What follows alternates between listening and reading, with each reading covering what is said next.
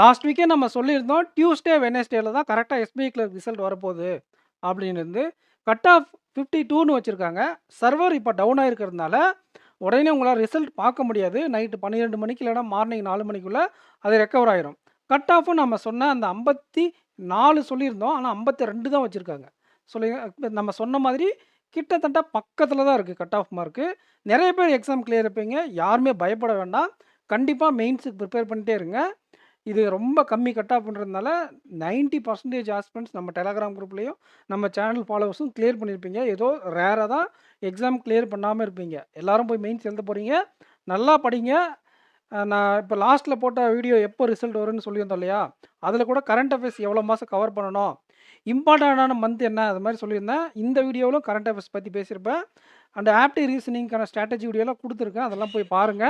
செப்பரேட்டா இந்த 10 நாள் என்ன பண்ணலான்ற வீடியோவும் நான் நாளைக்கு மேக் பண்றேன். ஓகேங்களா? ஸோ நம்ம சேனல நீங்க நம்பி படிக்கலான்றதுக்கான உதாரணங்கள் தான் இது. ஐபிபிஎஸ் பிஓ கட் ஆஃப்பும் பார்த்துருப்பீங்க. இதையும் பார்த்துருப்பீங்க.